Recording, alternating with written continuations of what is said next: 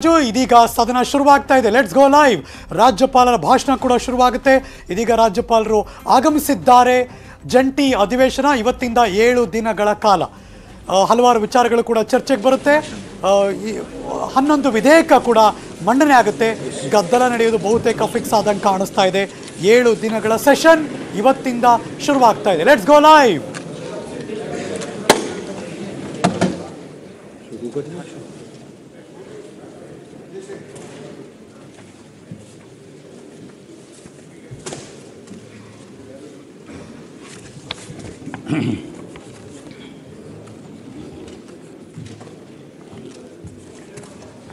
माननीय सभापति कर्नाटक विधान परिषद, माननीय अध्यक्ष कर्नाटक विधानसभा, कर्नाटक के माननीय मुख्यमंत्री, कर्नाटक के विधानमंडल के माननीय सदस्यगण, मैं वर्ष 2021 के लिए राज्य विधानमंडल के संयुक्त सत्र में आप सभी का हार्दिक स्वागत करता हूँ।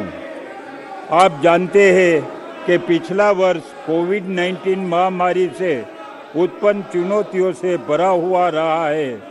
मुझे पूरी उम्मीद है कि महामारी जल्दी ही समाप्त हो जाएगी और हम निष्पक्षता के साथ विकास के रास्ते पर लौट आएंगे। मैं कर्नाटक के लोगों की सेवा करने का यह अवसर पाकर गौरवान्वित महसूस कर रहा हूँ।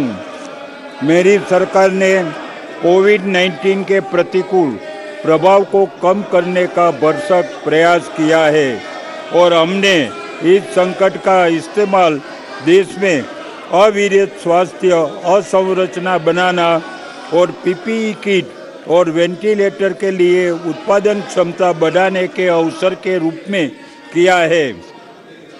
यह हमारे प्रधानमंत्री श्री नरेंद्र मोदी जी की दूरदर्शिता को दृष्टिगत रखते हुए आत्मनिर्भर भारत की दिशा में एक अच्छा कदम है। यह उल्लेखनीय है कि भारत ने 2 टीकों का उत्पादन किया है और विदेशों में इस टीकों का निर्यात भी किया है। 16 जनवरी को विश्व टीकाकरण अभियान के अंतर्गत एक सक्षम नेता के रूप में सम्मानित प्रधानमंत्री श्री ने विश्व का सबसे बड़ा टीकाकरण अभियान शुरू किया। हम केंद्र सरकार के साथ मिलकर टीके को उत्तरोत्तर सभी तक पहुंचाने का काम कर रहे हैं।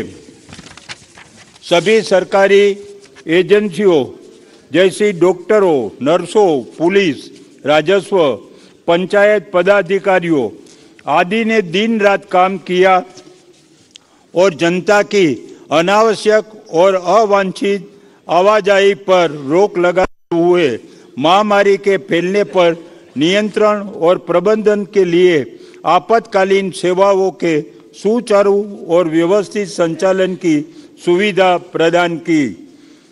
मेरी सरकार ने कोविड-19 से संबंधित काम निभाने के दौरान मृत्यु होने के मामले में सरकारी कर्मचारी को 30 लाख रुपये के अत्यधिक मुआवजे की घोषणा की है।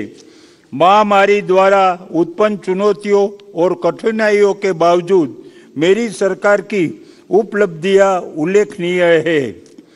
इंडिया इनोवेशन इंडेक्स में हमारा राज्य पहले स्थान पर है। इसके अलावा हम दूध उत्पादन में दूसरे, सार्वजनिक मामलों के सूचकांक, विकास इक्विटी और सततता में चौथे, एसडीजी इंडिया इंडेक्स यानी कि नीति आयोग 2019 में छठे और 11 सतत विकास लक्ष्यों में अखिल भारतीय स्तर पर सबसे आगे है।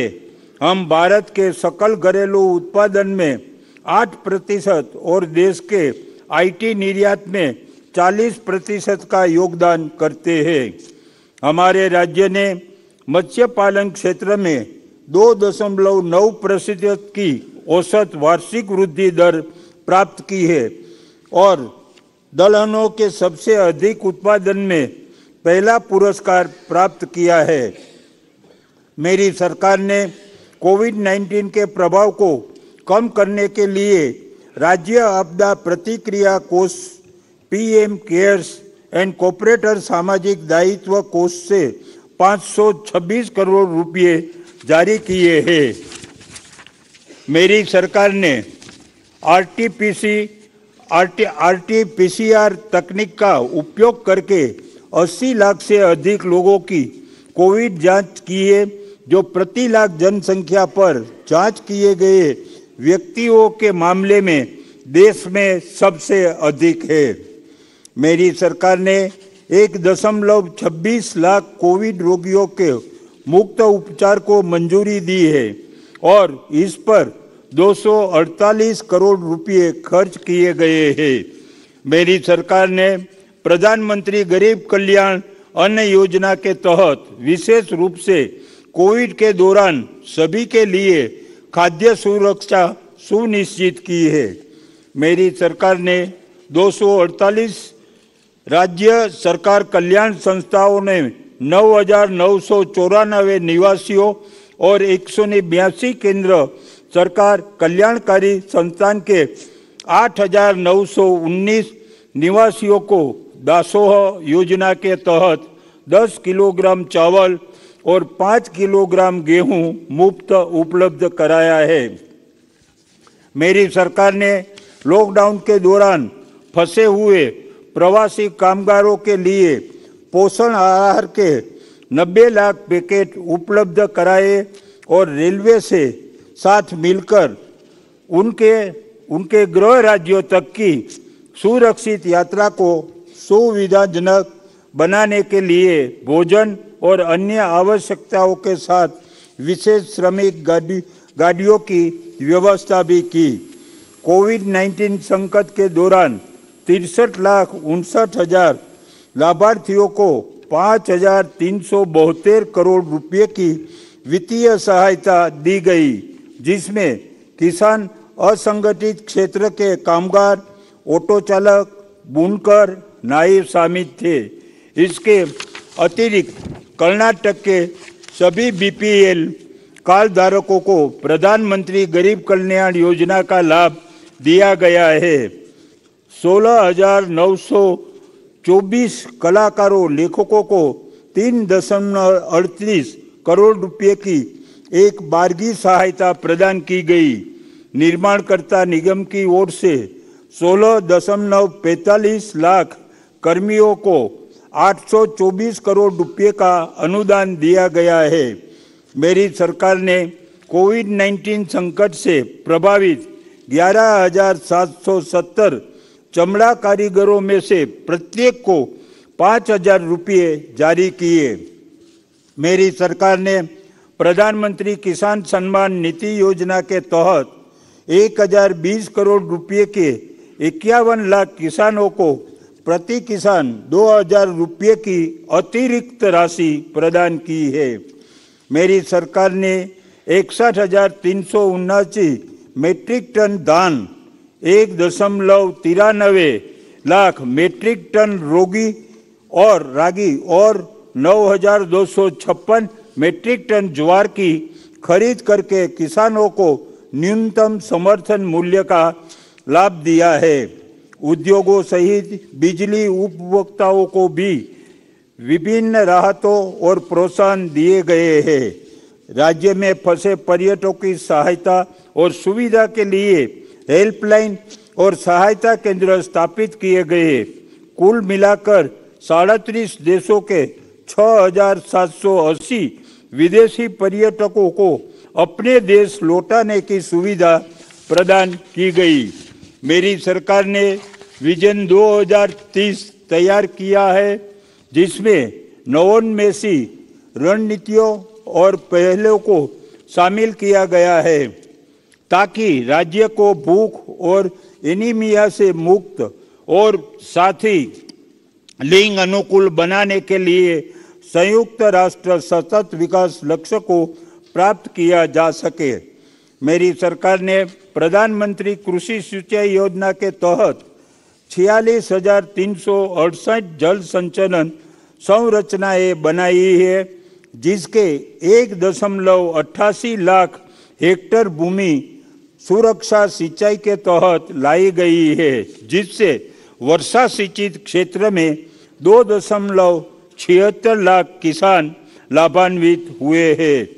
मेरी सरकार ने पुनर्निर्माण मौसम आधारित फसल बीमा योजना के तहत 2.4 लाख मामलों को दर्ज करके 1.4 लाख किसानों को लाभान्वित किया गया है।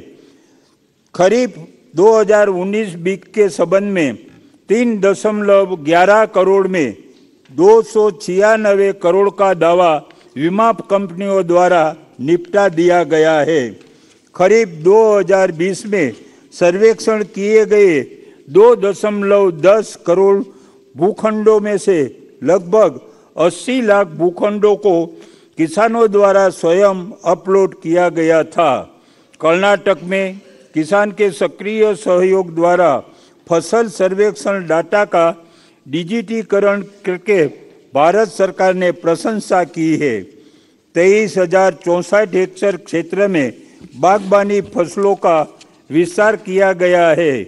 32,878 हेक्टेयर में ड्रिप सिंचाई प्रणाली स्थापित है। 3,438 हेक्टेयर में एकीकृत कीट और रोग प्रबंधन किया गया है।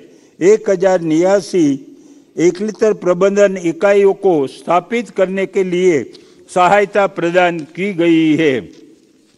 मेरी सरकार ने 2020-21 से 2026-27 तक राज्य के 21 जिलों में जल संचयन संरचना को निर्माण के लिए अभिनव विकास के माध्यम से कृषि पुनरुद्धार के लिए पनधारा पुनर्जीवित करने की विश्व बैंक की परियोजना को 600 करोड़ रुपए के बजट के साथ अनुमोदित किया है। मेरी सरकार ने 4,540 करोड़ रुपए की आर्थिक प्रगति के साथ महात्मा गांधी राष्ट्रीय ग्रामीण रोजगार गारंटी योजना के तहत कुल 1,194 लाख श्रम दिवस सृजित किए हैं। मेरी सरकार ने 300 करोड़ रुपए की अनुमानित लागत से रामनगर, चिकमंगलुरु, बेंगलुरु, मांड्या, कोप्पल, बेलगावी और उडुपी जिले में लिफ्ट सिंचाई योजना के निर्माण के लिए प्रशासनिक स्वीकृति दी है। मेरी सरकार ने 142 करोड़ रुपए की अनुमानित लागत पर बल्लारी, चित्रदुर्गा और हुबली धारवाड़ के शहरी स्थानिक निकायों में पीपीपी आधारित अपशिष्ट जल का उपचार शुरू किया है। मेरी सरकार ने फ्लाई ऐश निपटान नीति पेश की है, जिसके परिणाम स्वरूप ताप विद्युत स्टेशनों में 100% राख का उपयोग हुआ है और इससे पर्यावरण का प्रदूषित कम हुआ है। मेरी सरकार ने देश में पहली बार ग्रीन इंडेक्स टूल किट विकसित की है और राष्ट्रीय हरित फसल कार्यक्रम के सफल कार्यान्वयन के लिए मुझे यह बताते हुए खुशी हो रही है कि 14,971 मेगावाट की संचयी स्थापित क्षमता के साथ कर्नाटक देश में अक्षय ऊर्जा में पहले स्थान पर है। मेरी सरकार ने केंद्र प्रायोजित योजना दीनदयाल उपाध्याय ग्राम ज्योति योजना और सौभाग्य योजना के तहत 14,320 गैर विद्युतीकृत घरों का विद्युतीकरण किया है।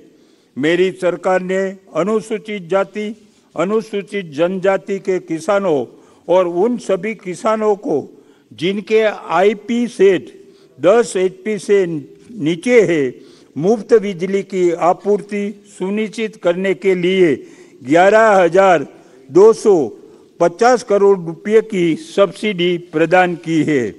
मेरी सरकार ने शिक्षक और अभिभावक हेल्पलाइन शिक्षा मित्र और मक्कम वाली यूट्यूब चैनल का लॉन्च किया है, जिसने पूरे देश का ध्यान आकर्षित किया है। स्कूल के पाठ्यक्रम को संक्षिप्त शैक्षणिक अवधि के लिए फिर से बनाया गया है। मेरी सरकार ने पूर्व छात्र संघों और विभिन्न संगठनों ने दान एकत्र करके लिए माई स्कूल माई कंट्रीब्यूशन यानी नन्ना साले नन्ना कोडुगे नामक एक अभिनव कार्यक्रम शुरू किया है।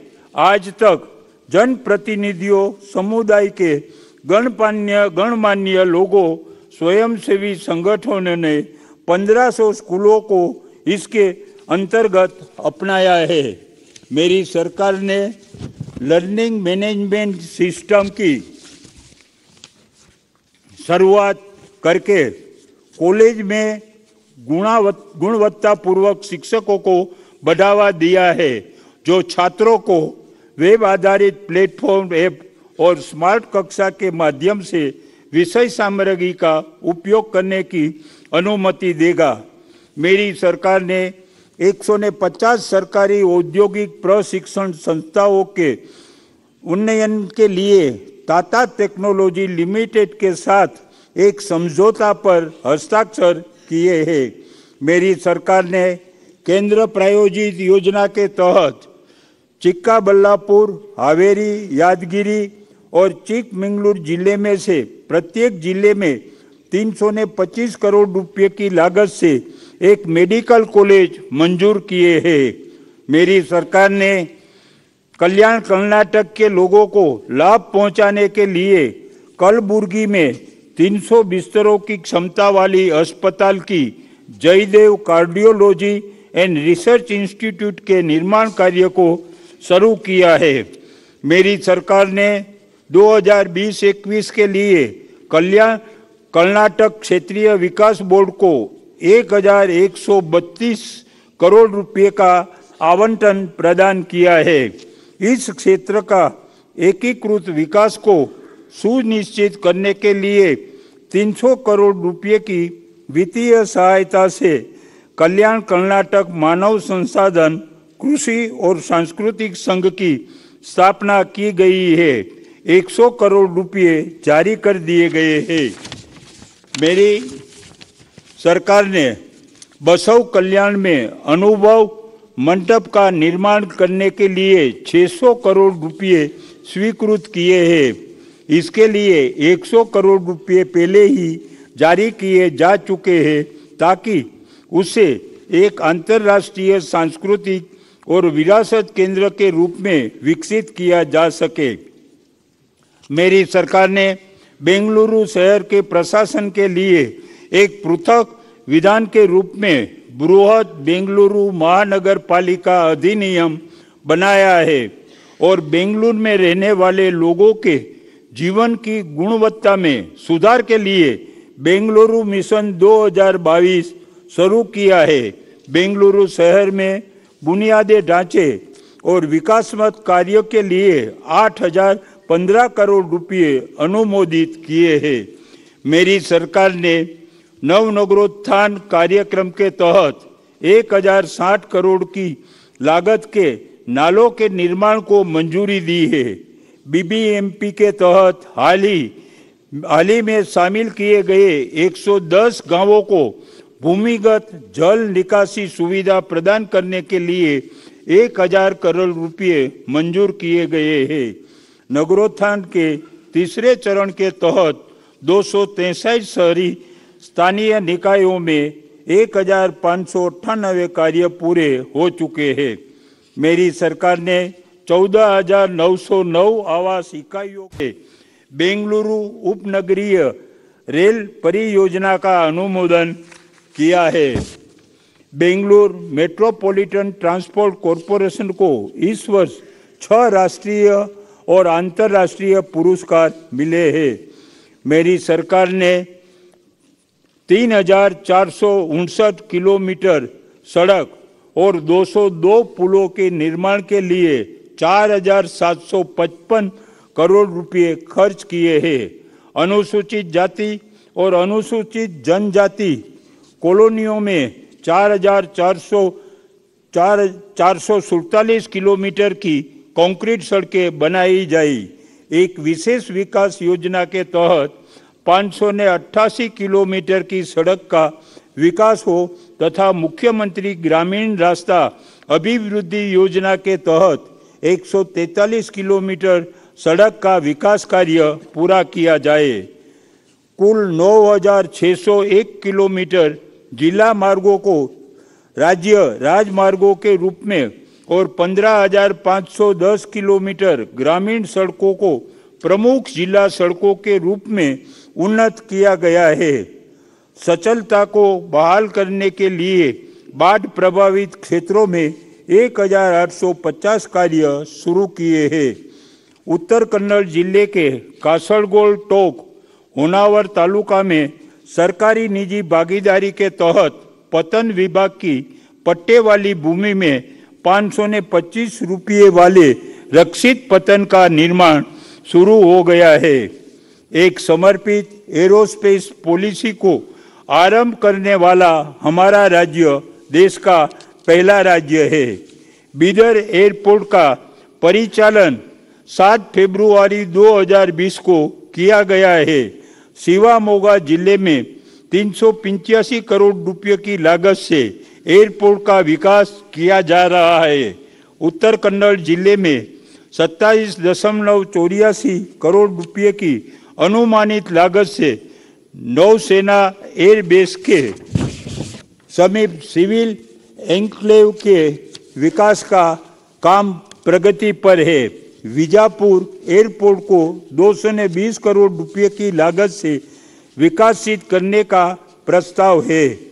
मुख्यमंत्री की 1 लाख आवास योजना के तहत 46,499 मकानों में से 31,382 मकानों का निर्माण शुरू कर दिया गया है। स्लम सुधार कार्यक्रम के तहत 150 करोड़ रुपये प्रदान किए गए हैं। प्रधानमंत्री आवास योजना के तहत 4,460 करोड़ रुपये की लागत से अवसंरचना सहित 83,119 मकानों के निर्माण को मंजूरी दी गई है। राजीव आवास योजना के तहत 19,897 मकानों के निर्माण के लिए 1,030 करोड़ की 7 परियोजनाओं को मंजूरी दी गई है। उनमें से 18,570 मकान बनकर तैयार हो चुके हैं। 1,818 स्लम क्षेत्रों में 3.36 लाख परिवारों को हक पत्र जारी किया चुका है। शहरी क्षेत्रों में 74,574 साइट और ग्रामीण क्षेत्र में 48,161 साइट वितरण के लिए तैयार है। कारखाना अधिनियम के तहत एक बार में 15 साल तक लाइसेंस के पंजीकरण यानी नवीनीकरण की अनुमति देकर श्रम कानून का सरलीकरण किया गया है और स्वचालित नवीनीकरण प्रणाली शुरू करके लाइसेंस नवीनीकरण की प्रक्रिया समाप्त की गई है। महिला कर्मचारी को 24 घंटे कारखानों में काम करने की अनुमति देने के लिए अधिसूचना जारी की गई है और प्रति तिमाही ओवरटाइम काम के घंटे की संख्या 75 से बढ़कर 125 घंटे की गई है। मेरी सरकार ने पिछड़े वर्गों के 26,552 लोगों के लाभ के लिए स्वरोजगार योजनाओं, अरिवु शिक्षा ऋण और गंगा कल्याण सिंचाई योजनाओं के क्रियान्वयन पर 215 करोड़ रुपये खर्च किए हैं। मेरी सरकार ने अनुसूचित जाति के विकास के लिए 17,863 करोड़ रुपया और अनुसूचित जाति के विकास के लिए 7,754 करोड़ रुपये आवंटित किए हैं। विभिन्न निगमों के माध्यम से 15,837 अजा लाभार्थियों को ऋण दिया गया है। भूमि स्वामित्व योजना के तहत लाभार्थियों के लिए 3,061 एकड़ भूमि खरीदी और वितरित की गई है। शिक्षण की गुणवत्ता में सुधार करने के लिए कर्नाटक आवासीय शैक्षिक संस्था सोसाइटी के आवासीय विद्यालयों में 1021 शिक्षण और गैर शिक्षण कर्मचारियों को नियुक्त किया गया है। मेरी सरकार ने कर्नाटक इनोवेशन अथॉरिटी की स्थापना की है।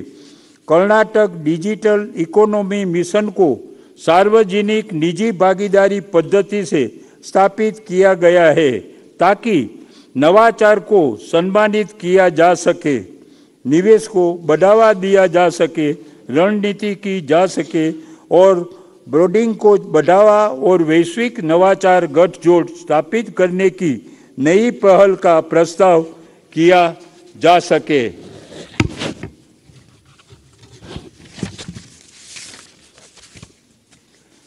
मेरी सरकार ने बेंगलोर से बाहर आईटी को बढ़ावा देने पर विशेष ध्यान देते हुए नए आईटी नीति 2020-25 की घोषणा की है। वार्षिक flagship event Bengaluru tech summit का आयोजन एक आभासी मंच पर सफलतापूर्वक किया गया, जिसमें 25 विदेशी देशों की भागीदारी थी। मुझे व्यक्तियों के लिए रोजगार के लिए अवसर पैदा करना और प्रौद्योगिकी अपनाना और नवाचार के लिए इकोसिस्टम को सक्षम बनाना शामिल है। मेरी सरकार ने 53,295 करोड़ रुपए की निवेश क्षमता के साथ ರಾಜ್ಯಪಾಲರು ಜಂಟಿ ಅಧಿವೇಶನ ಉದ್ದೇಶಿಸಿ ಮಾತನಾಡ್ತಿದ್ದಾರೆ. Let's move on. ಉಪಸಭಾಪತಿ ಸ್ಥಾನಕ್ಕೆ ಬಿಜೆಪಿ ನಾಮಪತ್ರವನ್ನು ಸಲ್ಲಿಸಿದ್ದಾರೆ. ಬಿಜೆಪಿ ಅಭ್ಯರ್ಥಿಯಾಗಿ ಪ್ರಾಣೇಶ್ ನಾಮಿನೇಷನ್ ಫೈಲ್ ಮಾಡಿದ್ರು. ಪರಿಷತ್ ಕಾರ್ಯದರ್ಶಿ ಮಹಾಲಕ್ಷ್ಮಿಗೆ ನಾಮಪತ್ರವನ್ನು ಸಲ್ಲಿಕೆ ಮಾಡಿದ್ದಾರೆ. Breaking news.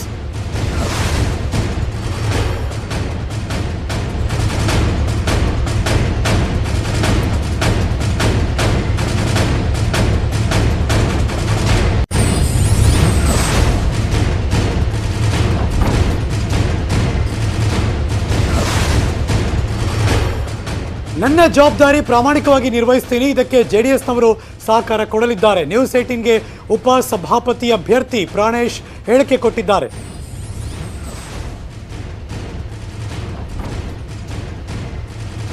ನೀವು ನೋಡ್ತಿರುವಂತಹ ದೃಶ್ಯ, ಈಗ ತಾನೇ ಉಪಸಭಾಪತಿ ಅಭ್ಯರ್ಥಿ ಪ್ರಾಣೇಶ್ ಅವರು ನಾಮಪತ್ರವನ್ನು ಫೈಲ್ ಮಾಡಿದ್ರು. ಬಿಜೆಪಿ ಅಭ್ಯರ್ಥಿಯಾಗಿ ಪ್ರಾಣೇಶ್ ನಾಮಿನೇಷನ್ ಫೈಲ್ ಮಾಡಿದ್ರು. ಪರಿಷತ್ನ ಕಾರ್ಯದರ್ಶಿ ಮಹಾಲಕ್ಷ್ಮಿ ಅವರಿಗೆ ನಾಮಪತ್ರವನ್ನು ಸಲ್ಲಿಕೆ ಮಾಡ್ತಿರುವಂಥ ಸಂದರ್ಭ.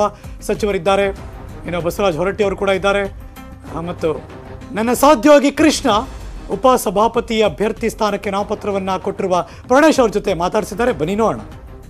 ಕೊನೆಗೂ ಮೇಲ್ಮನೆಯಲ್ಲಿ ಬಿಜೆಪಿ ಹಾಗೂ ಜೆಡಿಎಸ್ ಹೊಂದಾಣಿಕೆ ಮೂಲಕವಾಗಿ ಅಧಿಕಾರ ಹಿಡಿಯಲು ತೀರ್ಮಾನ ಮಾಡಲಾಗಿದೆ. ಪ್ರಮುಖವಾಗಿ ಸಭಾಪತಿಯನ್ನ ಜೆಡಿಎಸ್ಗೆ, ಉಪಸಭಾಪತಿ ಸ್ಥಾನವನ್ನ ಬಿಜೆಪಿಗೆ ಅನ್ನುವಂಥ ತೀರ್ಮಾನವನ್ನ ಎರಡು ಪಕ್ಷಗಳು ಅದೇ ನಿನ್ನೆ ನಡೆದಂತಹ ಬಿಜೆಪಿ ಸಭೆಯಲ್ಲೂ ಕೂಡ ಮಾಡಿರುವಂಥದ್ದು. ಪ್ರಮುಖವಾಗಿ ಉಪಸಭಾಪತಿಯಾಗಿ ಆಯ್ಕೆಯಾಗಿರುವಂಥದ್ದು ಹಿರಿಯ ಪರಿಷತ್ ಸದಸ್ಯರಾಗಿರ್ತಕ್ಕಂಥ ಪ್ರಾಣೇಶ್ ಅವರು ಈಗ ಸ್ವತಃ ನಮ್ಮ ಜೊತೆಗಿದ್ದಾರೆ. ಸರ್, ಪ್ರಮುಖವಾಗಿ ನಿಮ್ಮನ್ನೇ ಸಭಾಪತಿ ಸ್ಥಾನಕ್ಕೆ ಆಯ್ಕೆ ಮಾಡುವಂತ ಕಾರಣ ಏನು ಅನ್ನುವಂಥದ್ದು ಪಕ್ಷದಿಂದ? ಇದು ಪಕ್ಷದ ರಾಜ್ಯಾಧ್ಯಕ್ಷರು, ಮುಖ್ಯಮಂತ್ರಿಗಳು, ಪಕ್ಷದ ಹಿರಿಯರು ಎಲ್ಲ, ನಮ್ಮ ವಿಧಾನ ಪರಿಷತ್ತಿನ ಶಾಸಕರು ಇವರೆಲ್ಲ ಕೂತ್ಕೊಂಡು ತೀರ್ಮಾನವನ್ನು ಮಾಡಿ ನನ್ನನ್ನು ಉಪಸಭಾಪತಿ ಸ್ಥಾನಕ್ಕೆ ನಾಮಪತ್ರ ಸಲ್ಲಿಸಲಿಕ್ಕೆ ಹೇಳಿದ್ದಾರೆ. ಮೇಲ್ಮನೆಯಲ್ಲಿ ಬಿಲ್ಗಳಾಗಿರುವಂಥದ್ದು ಎಲ್ಲ ಒಂದು ಕಡೆ ಪಾಸ್ ಆಗದಿರುವಂಥದ್ದು ಮತ್ತು ಸರ್ಕಾರಕ್ಕೆ ಮುಜುಗರ ಹಾಕುವಂಥದ್ದು, ಇದನ್ನು ತಪ್ಪಿಸುವಂಥ ನಿಟ್ಟಿನಲ್ಲಿ ಬಿಜೆಪಿ ಈ ರೀತಿಯಾದ ತೀರ್ಮಾನ ಮಾಡಿದೆ ಅನ್ನುವಂಥದ್ದು. ಆದರೆ ಎಲ್ಲೋ ಒಂದು ಕಡೆ ಬೇರೆ ರೀತಿಯಾಗಿ ಚರ್ಚೆ ಆಗ್ತಾ ಇದೆ ರಾಜಕೀಯ ವಲಯದಲ್ಲಿ. ಅಂದರೆ ಮುಂದಿನ ದಿನಗಳಲ್ಲಿ ಇದೇ ರೀತಿ ಮೈತ್ರಿ ರಾಜಕೀಯ ವಲಯ ಅಂದರೆ ಮುಂದಿನ ಭವಿಷ್ಯದಲ್ಲೂ ಕೂಡ ಮತ್ತೆ ಆಗುತ್ತೆ, ಅಧಿಕಾರ ಹಿಡಿಯುತ್ತೆ, ಬಿಜೆಪಿ ಮತ್ತು ಜೆಡಿಎಸ್ ಹೊಂದಾಣಿಕೆ ಮೂಲಕವಾಗಿ ಸರ್ಕಾರ ರಚನೆ ಮಾಡುತ್ತೆ ಅನ್ನುವಂಥದ್ದು. ಇದಕ್ಕೆ ಏನು ಹೇಳ್ತೀರಿ ಸರ್ ಅಂತದ್ದು? ಇದು ಮೈಲಿಗಲ್ಲ, ಪ್ರಮುಖವಾಗಿ ಇದು ಕೆಲವು ಅನಿವಾರ್ಯ ಸಂದರ್ಭಗಳಲ್ಲಿ ಈ ಥರದ ಹೊಂದಾಣಿಕೆಗಳನ್ನು ಮಾಡುವಂತಹ ಅಗತ್ಯತೆಗಳು ಬಂದ್ಬಿಡುತ್ತೆ. ಯಾಕೆಂದರೆ ನಮಗೆ ಪೂರ್ಣ ಪ್ರಮಾಣದ ಬಹುಮತ ಇಲ್ಲ. ಹಾಗಾಗಿ ಮುಂದಿನ ದೂರದೃಷ್ಟಿಯಿಂದ ಕೆಲವು ಯೋಚನೆಗಳನ್ನು ಹಿರಿಯವರು ತೆಗೆದುಕೊಂಡಿದ್ದಾರೆ ಅಂತ ನನಗೆ ಅಂದ್ಕೊಂಡಿದ್ದೇನೆ. ಹಾಗಾಗಿ ಎಲ್ಲ ಒಳ್ಳೆಯ ತೀರ್ಮಾನಗಳೇ ಅಂತ ಹೇಳಿ ನಾನು ಭಾವಿಸಿದ್ದೇನೆ. ಹಾಗಾಗಿ ಕೊಟ್ಟಂಥ ಜವಾಬ್ದಾರಿಯನ್ನು ನಾನು ಪ್ರಾಮಾಣಿಕವಾಗಿ ನಿಭಾಯಿಸ್ತೇನೆ. ಹಾಗೆಯೇ ಪರಿಷತ್ತಿನ ಎಲ್ಲ ಅದರ ಘನತೆ ಗೌರವಗಳು ಏನು ಅನ್ನೋದು ಕೂಡ ನನಗೆ ಗೊತ್ತಿದೆ. ಎಲ್ಲೂ ಕೂಡ ಆ ಘನತೆ ಗೌರವಕ್ಕೆ ಕುಂದು ಬರದ ರೀತಿ ಒಳಗಡೆ ನಾನು ನಿಭಾಯಿಸ್ತೀನಿ ಅನ್ನುವಂಥ ವಿಶ್ವಾಸ ಇದೆ. ಅದು ಹಿರಿಯರ ಮಾರ್ಗದರ್ಶನದ ಅಡಿಯಲ್ಲಿ ಖಂಡಿತವಾಗ್ಲೂ ನಾನು ಮಾಡ್ತೇನೆ. ಮೇಲ್ಮನೆ ಏನು ಘನತೆ ಏನಿದೆ ಅದನ್ನು ಎತ್ತಿ ಹಿಡಿಯುವಂಥ ಒಂದು ಕೆಲಸವನ್ನು ಮಾಡ್ತೇನೆ. ಇದಕ್ಕೆ ಪರಿಷತ್ ಸದಸ್ಯರು ಸಹಕಾರವನ್ನು ಕೊಡಬೇಕು ಅನ್ನೋ ಮನವಿಯನ್ನು ಮಾಡ್ಕೊಳ್ತಾ ಇರುವಂಥದ್ದು. ಕ್ಯಾಮ್ರಾ ಪರ್ಸನ್ ರಾಜು ಜೊತೆಗೆ ಕೃಷ್ಣಜೀವಿ, ನ್ಯೂಸ್ 18 ಕನ್ನಡ, ಬೆಂಗಳೂರು. ಉಪಸಭಾಪತಿ ಸ್ಥಾನಕ್ಕೆ ಫೈಟ್ ಅಂತೂ ಶುರುವಾಯಿತು. ಯಾಕೆಂದರೆ KC ಕೊಂಡಯ್ಯ ನಾಮಪತ್ರವನ್ನು ಕಾಂಗ್ರೆಸ್ನಿಂದ ಅಭ್ಯರ್ಥಿಯಾಗಿ ಸಲ್ಲಿಸಿದ್ದಾರೆ. ಕೊಂಡಯ್ಯನವರು ನಾಮಪತ್ರವನ್ನು ಸಲ್ಲಿಕೆ ಮಾಡಿದ್ರು. ಬಿಜೆಪಿಯ ಪ್ರಾಣೇಶ್ ವಿರುದ್ಧ KC ಕೊಂಡಯ್ಯ ಸ್ಪರ್ಧೆ. Breaking news.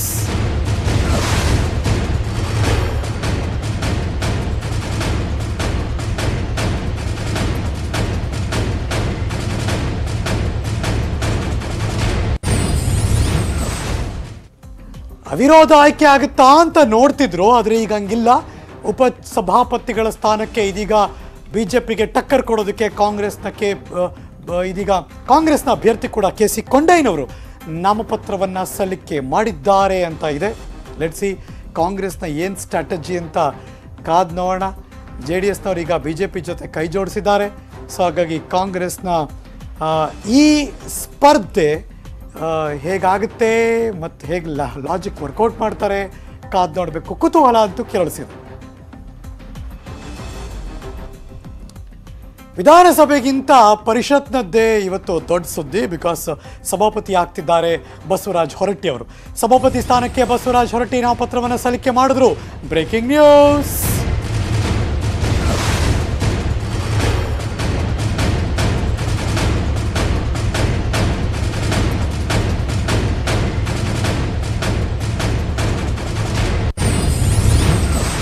ಇದುವರೆಗೆ ಕಾಂಗ್ರೆಸ್ ಜೊತೆ ಇದ್ರು, ಈಗ ಬಿಜೆಪಿಗೆ ಜೈ ಅಂದ್ರು JDSನವರು. JDS ಋಣ ತೀರಿಸೋದಕ್ಕೆ ಬಿಜೆಪಿಯಿಂದ ಪರಿಷತ್ನಲ್ಲಿ ಗಿಫ್ಟ್ ಕೊಡ್ತಿದ್ದಾರೆ. ಅಂದರೆ ಸಭಾಪತಿ ಸ್ಥಾನಕ್ಕೆ ನಾಮಪತ್ರವನ್ನು ಸಲ್ಲಿಸಿದ್ರು ಬಸವರಾಜ ಹೊರಟ್ಟಿ ಅವರು. ಅಲ್ಲಿಗೆ ಪರಿಷತ್ತಿನ ಸಭಾಪತಿಗಳಾಗಿ ಬಸವರಾಜ ಹೊರಟ್ಟಿ ಅವರು ಆಯ್ಕೆ ಆಗೋದಿಲ್ಲ, ಅನುಮಾನ ಇಲ್ಲ. ಸಭಾಪತಿ ಸ್ಥಾನಕ್ಕೆ ನಾಮಪತ್ರವನ್ನು ಸಲ್ಲಿಕೆ ಮಾಡ್ತಿರೋ ಈಗ ನೋಡ್ತಿರೋ ದೃಶ್ಯ ಇದು. ಉಪಸಭಾಪತಿ ಸ್ಥಾನಕ್ಕೆ ಬಿಜೆಪಿ ಅಭ್ಯರ್ಥಿ ಪ್ರಾಣೇಶ್ ಅವರು ನಾಮಪತ್ರವನ್ನು ಸಲ್ಲಿಕೆ ಮಾಡ್ತಿರೋರು ಅಲ್ಲೇ ಇದ್ದಾರೆ ಬಸವರಾಜ ಹೊರಟ್ಟಿ ಅವರು. ಸೊ ಹಾಗಾಗಿ ಬಿಜೆಪಿಯ ಜೊತೆ JDSನವರು ಕೈ ಜೋಡಿಸಿದ್ದಾರೆ ಪರಿಷತ್ತಿನ ಚುನಾವಣೆಯಲ್ಲಿ.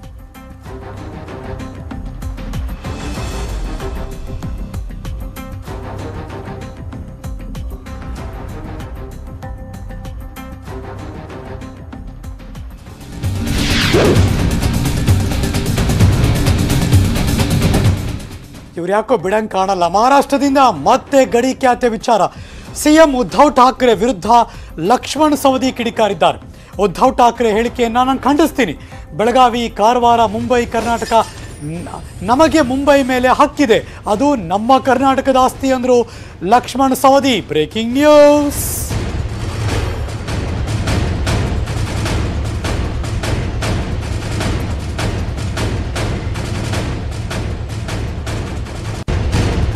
ಟಿಟ್ ಫಾರ್ ಟ್ಯಾಟ್ ಅಂತಾರಲ್ಲ ಇದೆ. ಮುಂಬೈಯನ್ನ ಕರ್ನಾಟಕಕ್ಕೆ ಸೇರಿಸಬೇಕು, ಕರ್ನಾಟಕಕ್ಕೆ ಸೇರಿಸೋವರೆಗೂ ನಾವು ಹೋರಾಟ ಮಾಡ್ತೀವಿ. ಈ ಬಗ್ಗೆ ಕೇಂದ್ರಕ್ಕೆ ಪತ್ರ ಬರಿತೀನಿ ಅಂದರು ಲಕ್ಷ್ಮಣ್ ಸವದಿ ಅವರು.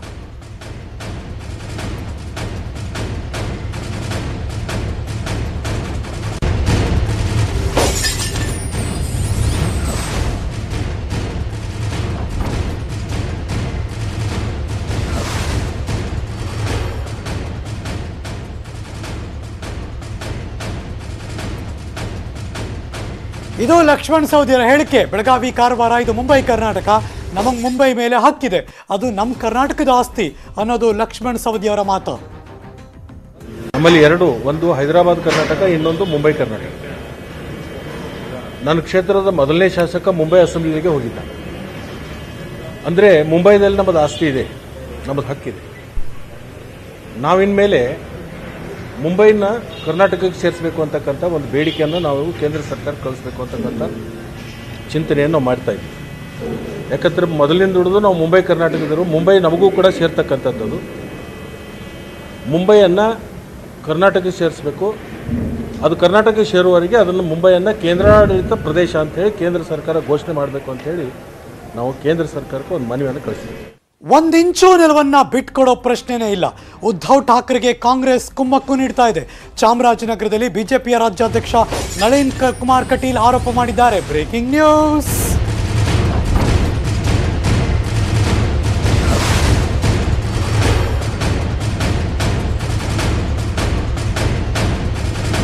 ಬೆಳಗಾವಿ ಎಲ್ಲ ಒಂದ್ ಇಂಚ್ ಜಾಗನೂ ಬಿಟ್ಕೊಡೋ ಪ್ರಶ್ನೆನೇ ಇಲ್ಲ.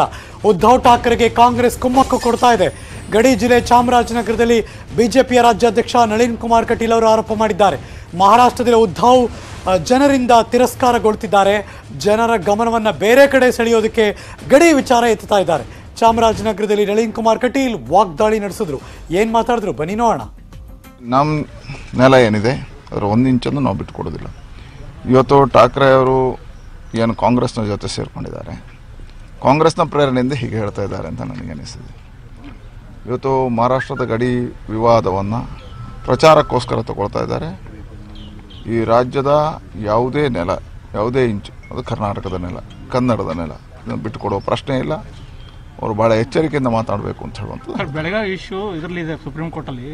ಈ ಟೈಮಲ್ಲಿ ಅವರು ಬೆಳಗಾವಿ ಅಂತ ಅದೆಲ್ಲ ಪ್ರಚಾರಕ್ಕೋಸ್ಕರ ಮಾಡ್ತಾ ಇದ್ದಾರೆ, ಪ್ರಸಿದ್ಧಿಗೋಸ್ಕರ. ಮತ್ತು ಇವತ್ತು ಮಹಾರಾಷ್ಟ್ರದಲ್ಲಿ ಅವರು ಜನರಿಂದ ತಿರಸ್ಕಾರಗೊಳ್ತಾ ಇದ್ದಾರೆ.